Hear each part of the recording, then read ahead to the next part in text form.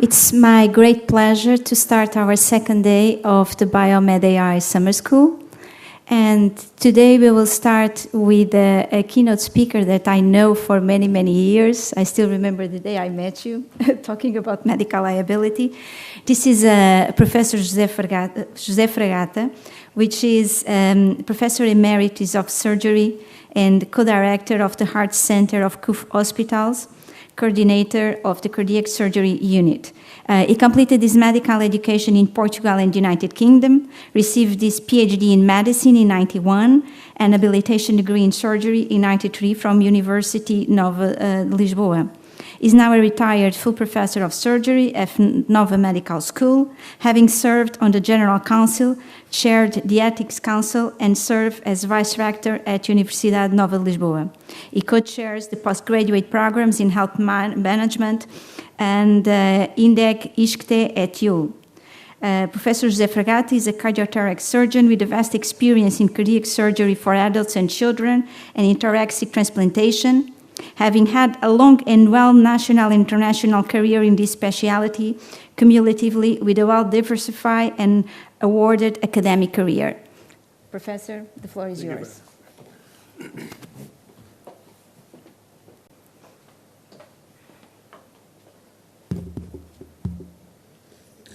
Good morning. It's my great pleasure being here. I'd like to greet everyone in the audience and particularly thank Vera for the kind invitation to present today.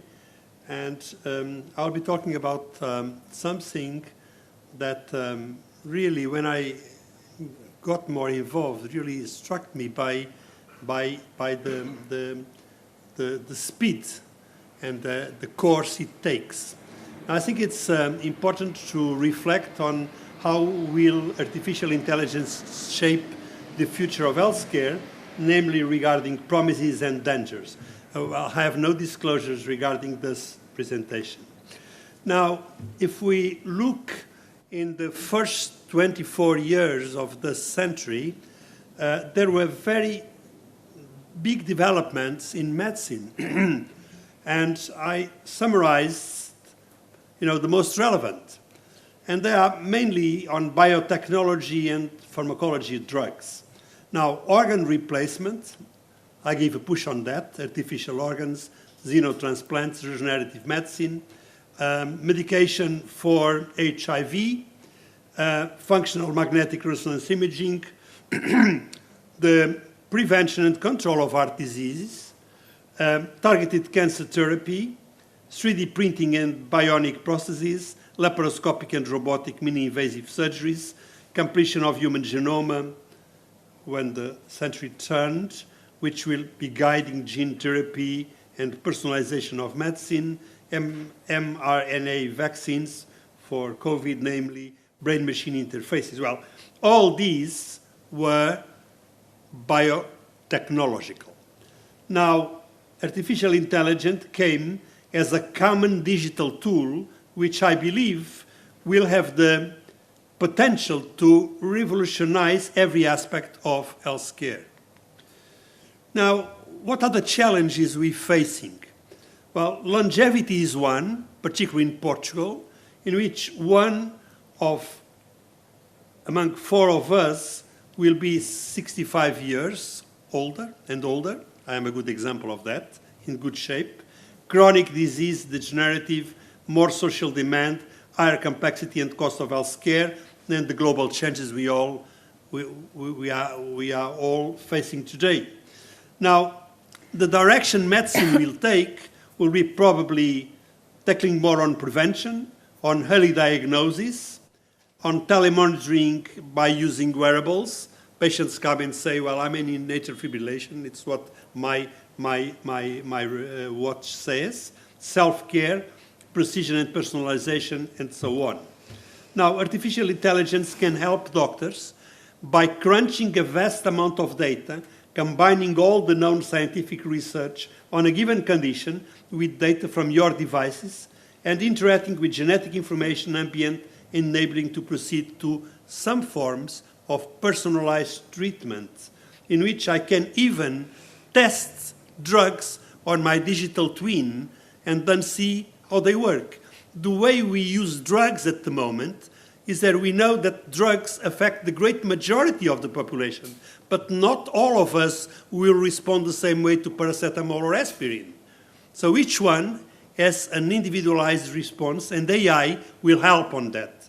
Now, this will facilitate an integrated multimodal approach in which we can interact data, big data, image, and all kinds of interactions. So it's really a multimodal approach which will need mathematicians, people from computers, engineers, and so on. Well, there's a very good book on the future of medicine, but as Mark Twain used to say ironically, predictions are always difficult, particularly about the future. And the best way to predict the future is creating it. And this was by Peter Drucker, and I think this, when Vera launched this meeting was the way, in a way, we are trying to predict the future by creating it, but I was commenting with Professor Duarte Nuno, things are going so fast that really it puzzles us, and we cannot predict really what's going to happen. Now, our agenda for today will be AI for healthcare is now reality and is expanding very, very fast. How is AI changing our practice? Beyond the promises, what are the risks associated with AI in clinical practice, and how to surf and win the transition wave from the fourth digital to the fifth digital human industrial revolution. Now, let us define this. Artificial intelligence is a rapidly evolving field of computer science that aims to create machines to perform tasks that typically require human intelligence.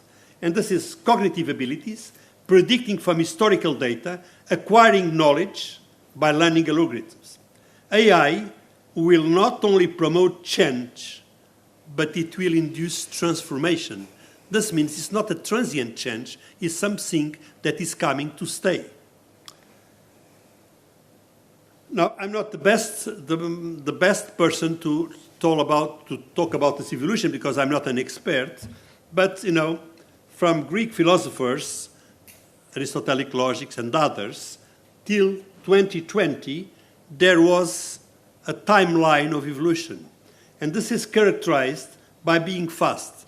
I think we became aware of this when in 1997, an artificial intelligence tool won Kasparov a chess game.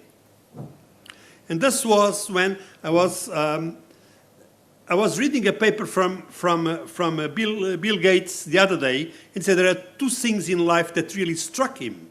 The first was when his graphic people from the computers, around 80s, showed him about the graphic capacities of the Windows that all of us are using today. Well, the second time he was a bit, shaken was when very recently someone showed him the capabilities of artificial intelligence. And then he said, well, let us challenge the system and let us, this system, to respond the national board exams for biology in the United States, which are known by needing some interaction of knowledge. And, the computer produced an A level of classification. And then he said, well, we are really up to something. Now, by 2020, ChatGPT was really the big bang. And now, the second thing I'd like to tell you is how fast it goes. 2 or 3 years ago, I was preparing a talk on machine doctors, something like that. Can machines replace doctors? And there was the Moore's law. And the Moore's law is an observation regarding transistors on microchip that roughly doubles every 2 years, where the cost is halved of the same time. But when you look to semiconductors, and when you look to compute, which is hardware, software, and cloud-based things, and if you measure FLOP, which is the floating point operations per second, which I have no idea, but is something very fast, you will see that the growth is exponential, and to double the capacity, it only takes 5.7 months. So the idea is these things are really going fast. There are different brands. Well, we have the natural language processor, you have the machine learning, and you have the deep learning, which is basically based on models of neural networks that try to replicate what is happening in our brain circuits. Now, what are we expecting? What are the promises? Well, we hope to improve diagnostic accuracy and treatment outcomes. We hope to allow personalized medicine, we allow better direct patient care. This will facilitate pharmacological trials. You know, pharmacological trials are very complex things in which you have 2, 3, 4 phases of testing. You test one drug for population. Now, with AI, you can really speed up these things in many different ways. So this will facilitate the introduction of new drugs and drugs that are directed to the individual itself, not to a large group. Now, it promotes eventually efficiency and reduce costs by going into management, and I will tackle every one of these points following. Now, so the areas of impact: diagnosis, personalized medicine, predicting risk, powering patient care and self-care, and task optimization. What are the outcomes? Well, the outcomes, what we're looking for is care efficacy and care safety. Second is patient satisfaction. I'm not very convinced that regarding patient satisfaction, AI is already there, but we will see that later on. Better patient outcomes, efficiency and cost reduction, and finally, creating value. Well, value is a very interesting concept. It's the intersection between what we pay and what we get, what we take home. And what we take home is better outcomes for treating diseases and better satisfaction for patients. Now, let us take a few examples. Breast cancer diagnosis, that was the first area in which the FDA launched AI and permitted its use, but diabetic retinopathy and melanoma, and it is known that AI was better at detecting early stages of breast cancer from mammography as related to radiologists, with a 91 versus 78% of false positives and negative ratios of 5.7 and 9.4. Because of what? Because an experienced radiologist may see 10,000 in his life, but the information there is about 10 million. So, you can really improve efficacy, safety, efficiency, time and costs, and even personalized treatment.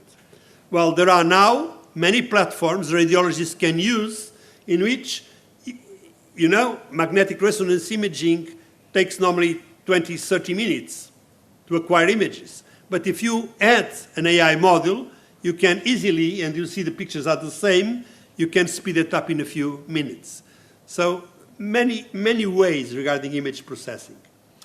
Now, but one of the fields which is more promising is personalized medicine and clinical decision support by treatment algorithms. Treatments tailored to individual patients based on genome, but not only on genome, on environment, styles of life, and biomarkers, and thus predicts the kind of drug you take with much more certainty than just by my, experienced eye of clinician. Drug monitoring and dosage optimization, and even predicting the diseases you might have looking to your genome decodification. And this is really useful when I said initially that medicine for the future will be more prevention than treatment, which now is the other way around. Let us take the example of COVID. If you take the structure of COVID, the SARS-CoV, with that endoribonuclease molecules, you will see that you can design drugs just by similarity and attack the virus based on the shape of its own structure. So this is only possible by recognition of patterns and by a huge computing capacity that AI will allow. But when it gets closer to patient, AI virtual healthcare assistant, AI mental health support, AI for patient education, And these platforms are very much in use today. I was surprised because I was not aware, but particularly in the UK, 30% of population is using already this kind of apps. You have different Ada, Sensley, in which you can go to your cell phone and say, I have an headache. He asks you, is it a pulsatile headache? Is it a fixed headache? Do you have visual problems with the headache? And then it's migraine.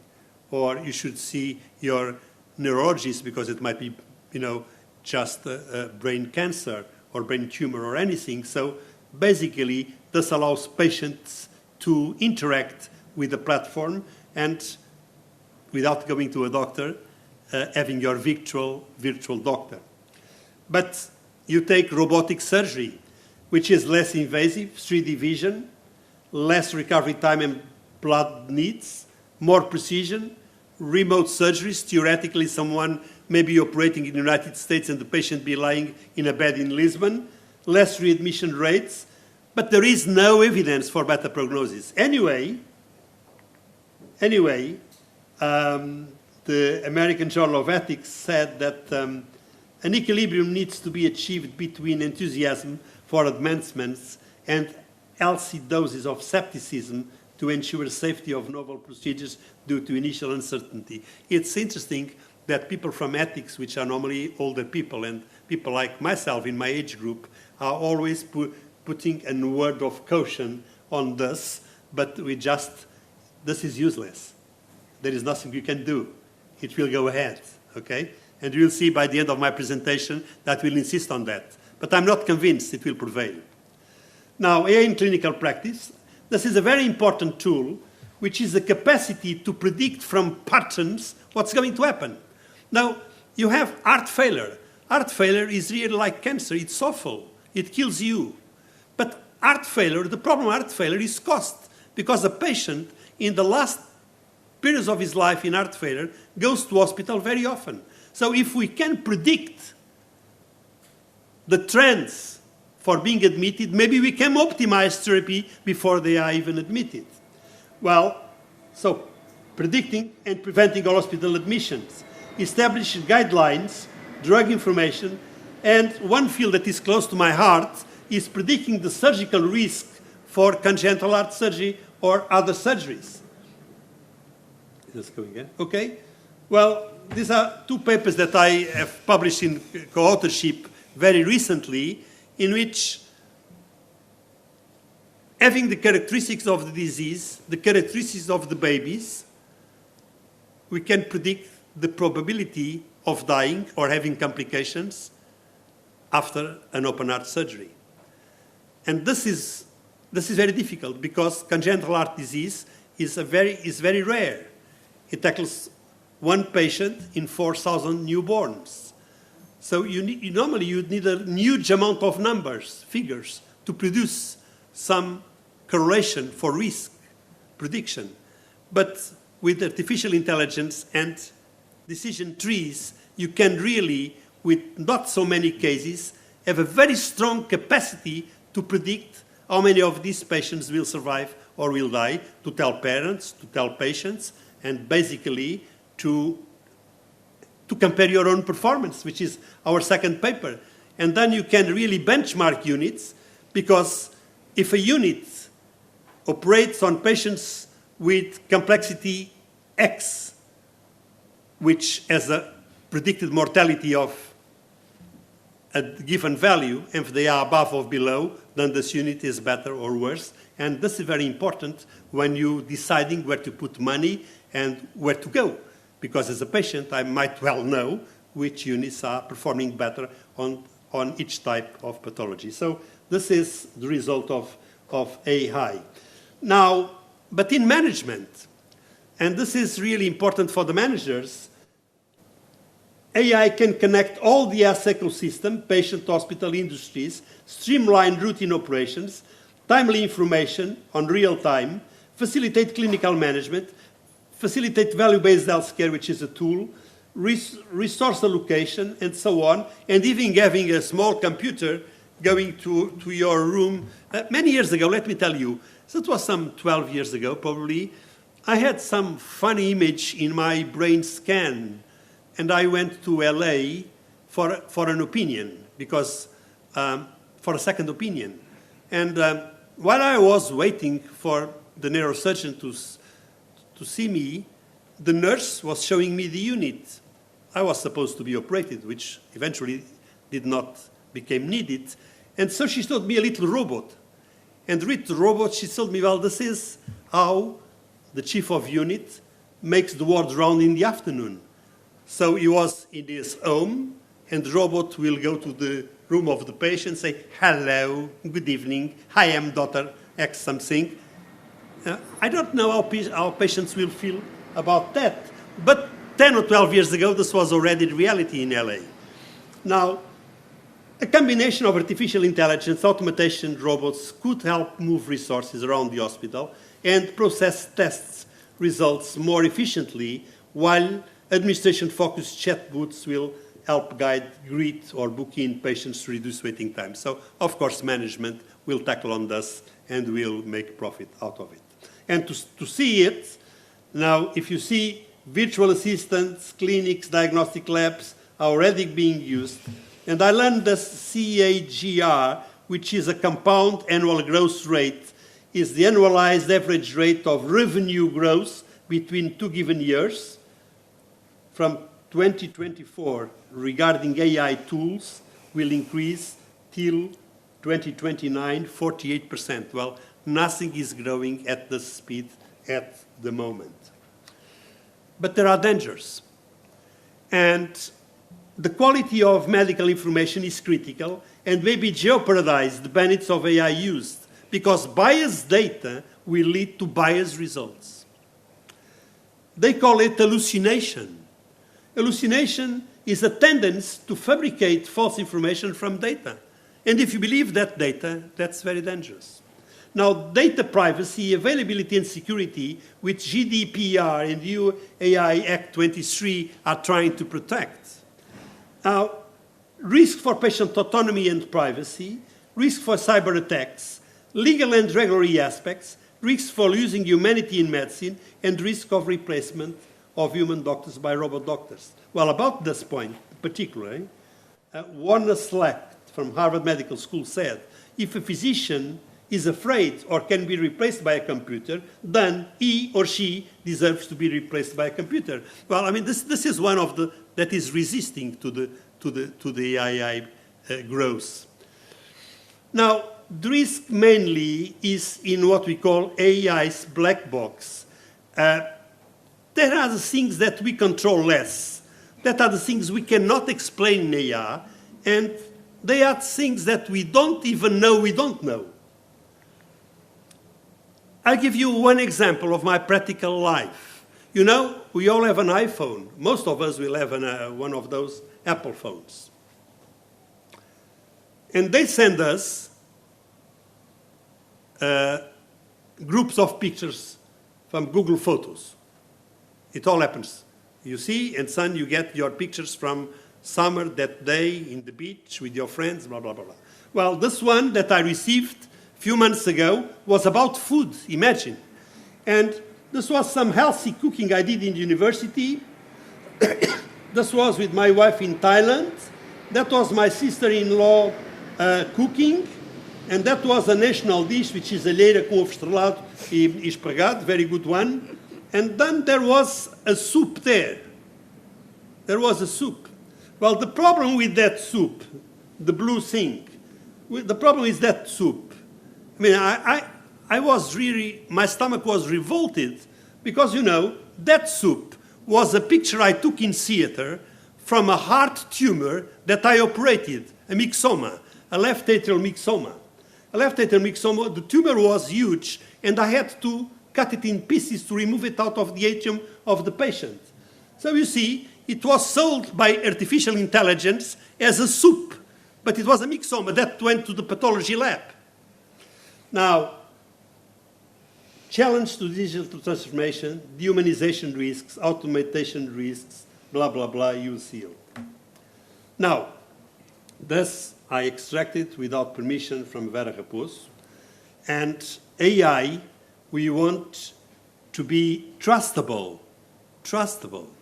Trustable means having a comprehensive understanding of the system by users and the designers of the tool. Well, we want it to be valid, responsible, preserving privacy, and explainable and interpretable. And Vera defined it in 3 groups. One is a white box. It's all clear. Data in, data out, we understand the processing. Now, the gray is partially explainable, but then the one with the most potential, more sexy and challenging, is the black, but that's more risky also. Now, there are potential risks, there are consumers' trust issues, and there are litigation. Well, that one, the black swans, you know the black swans from Australia, the things we thought they could not exist? Well, do you remember this guy? Donald Rumsfeld. This was very famous. He said this in a press conference in Washington, trying to justify the invasion of Iraq. And about weapons, those massive destruction weapons, he said, there are known knowns. There are things we know. We also know there are known unknowns. That is to say, we know there are some things we do not know, but there are also unknown unknowns. The ones we don't know, those were the massive weapon destruction guns that did not exist. So known knowns, it's a white box. Known unknowns, it's a gray box. Unknown unknowns is the black box. We don't know what's there, and that's the danger. Because what's there may really hurt us while trying to help us. Sorry? Oh. Oops, so meu. What happened? Can I get back to my... I'm almost finishing, I promise. Okay? Fantastic, great. Okay. Now, Europe has recently regulated AI, but do patients know it? Do patients approve it? Will patients trust and like it? Well, human oversight is a request. Human responsibility over data entry use. AI tools need to be proved by evidence. Patients have to be informed. Errors need always to be reported and corrected. AI less known tools need to be tested. Now, speed here is against. Well, do patients want it?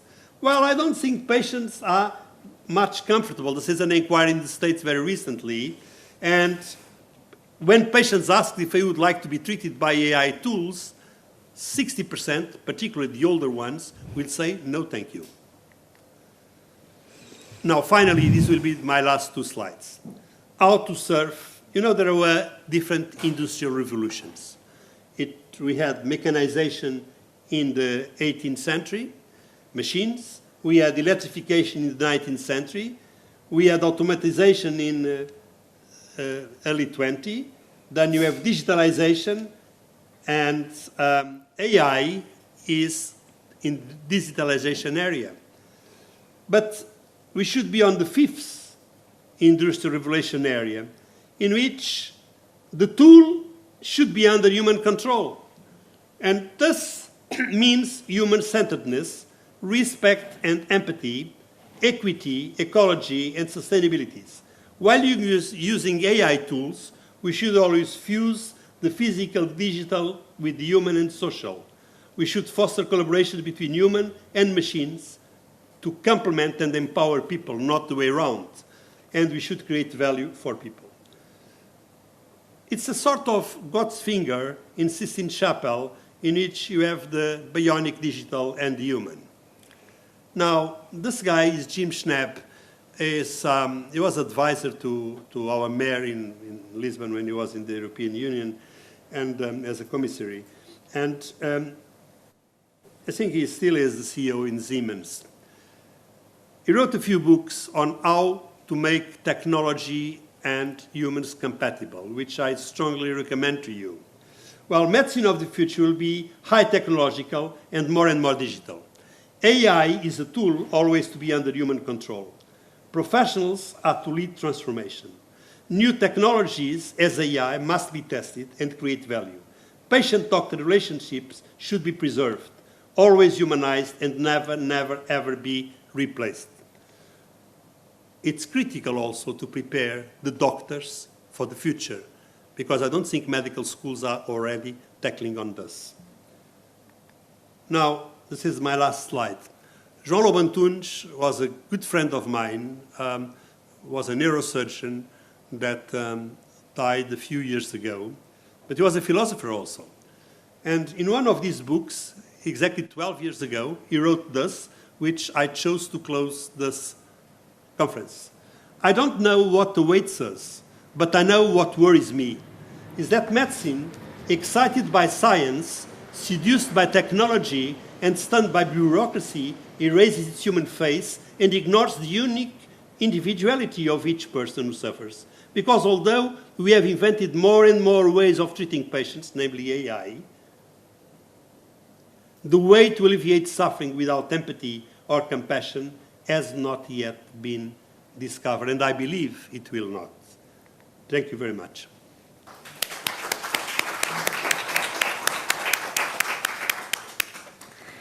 Well, I will open the floor for questions. And if you allow me, since you are still in silence, if you allow me, I do have a question. Okay.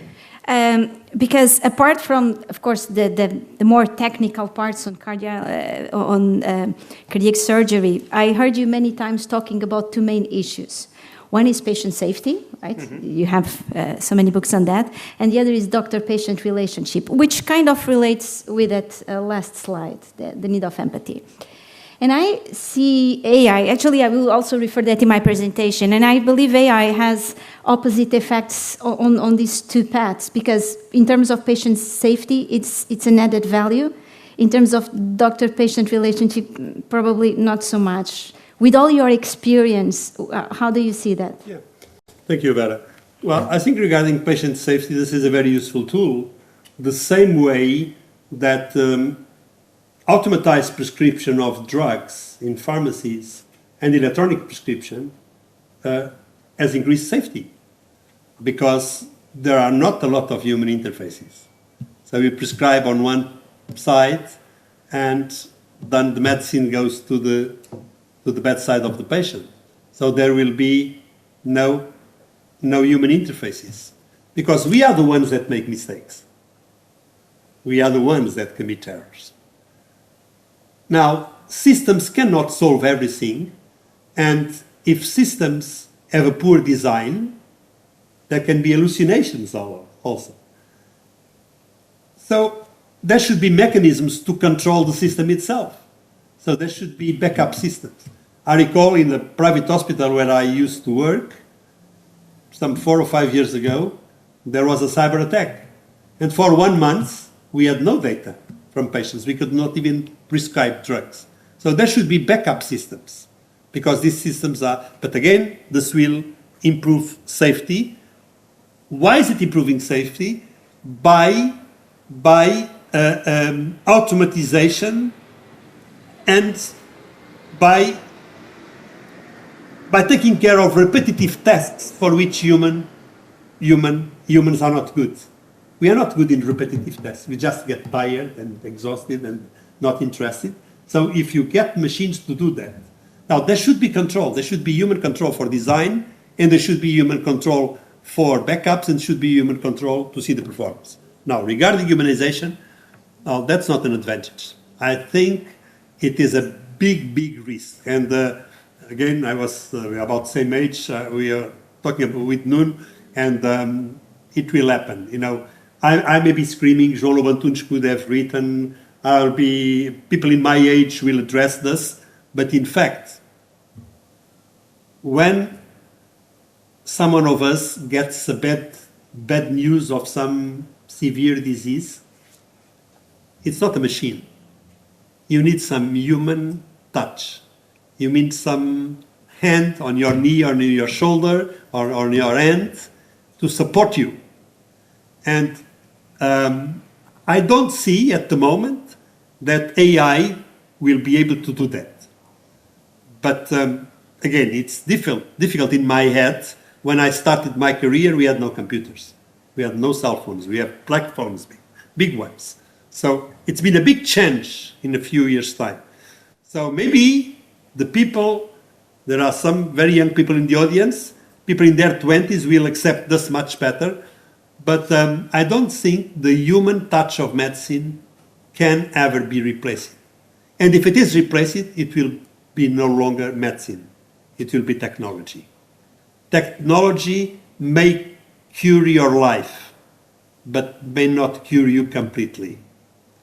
As William Osler used to say, it's much more important to know the patient that has the disease than the disease the patient has.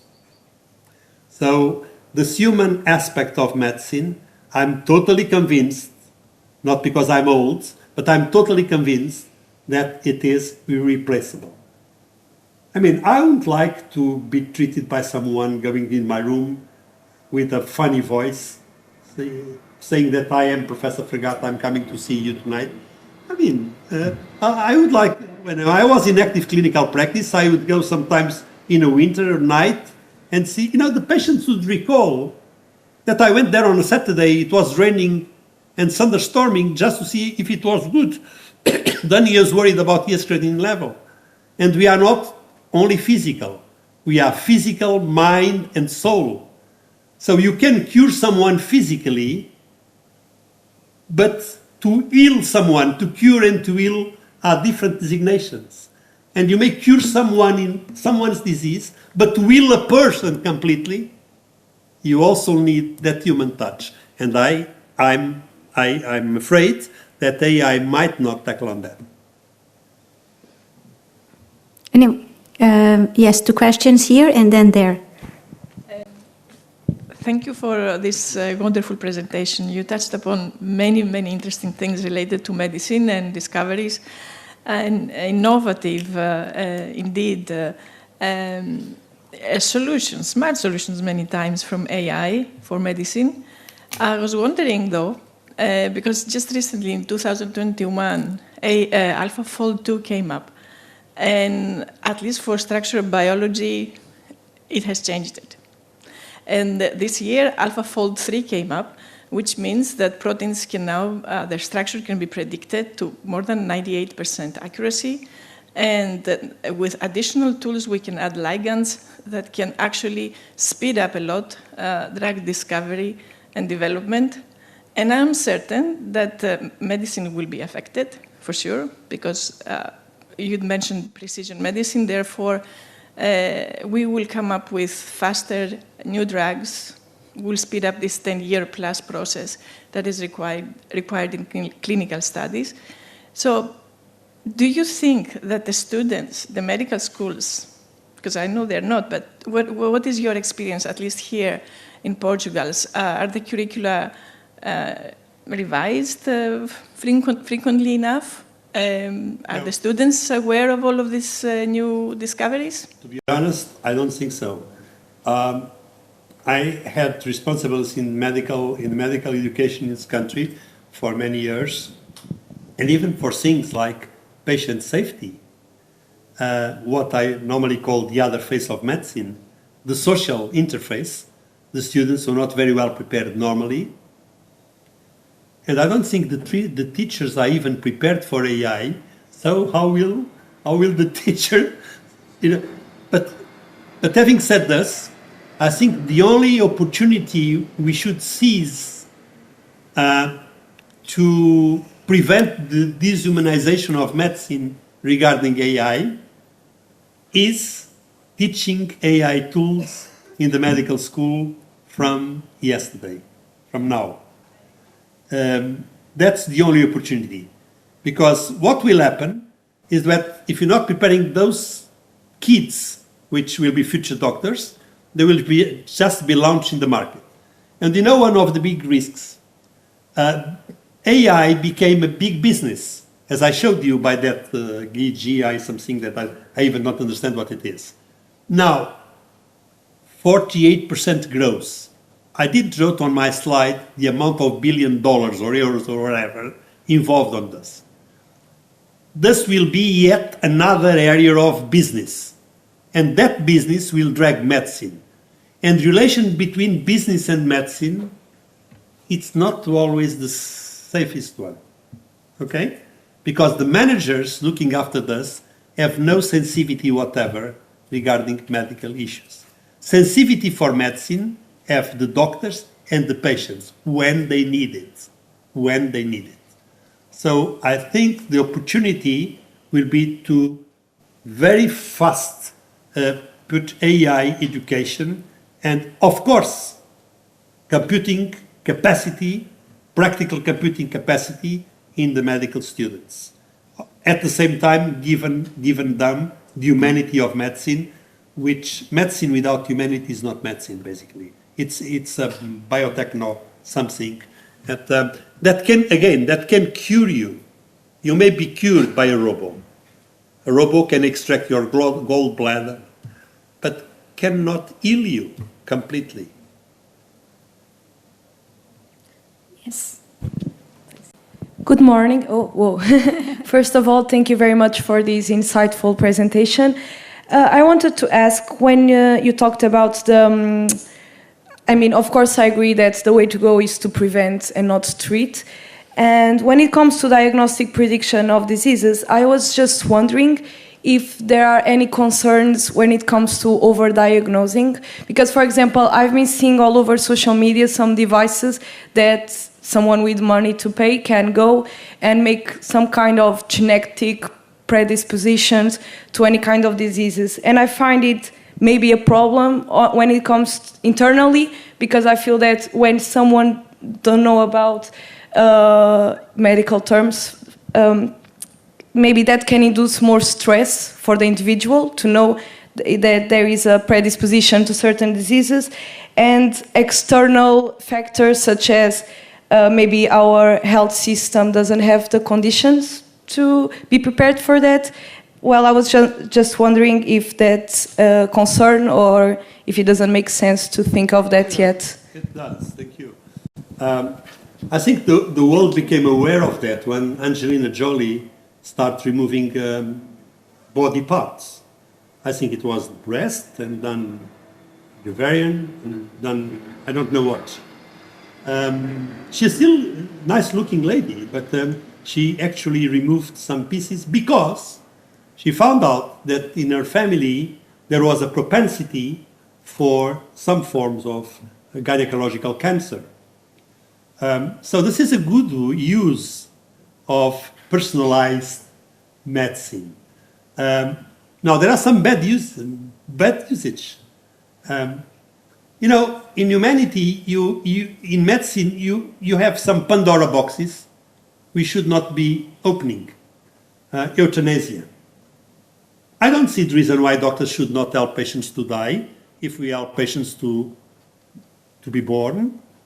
The problem is when we open it, then suddenly it extrapolates to many dangerous areas. Well, predicting disease, of course, now you're already doing that, because if you get pregnant and if you diagnose having someone with trisomy 21 or Down syndrome or some of these things, it's totally legitimate that you don't want that child because that child is not be a normal human being. Now, this takes discussion to a dangerous level, which is normality, and are you able to choose the gender? Are you able to say, I don't want this child because he's going to be hypertensive in the future. So how long do you extend your limits?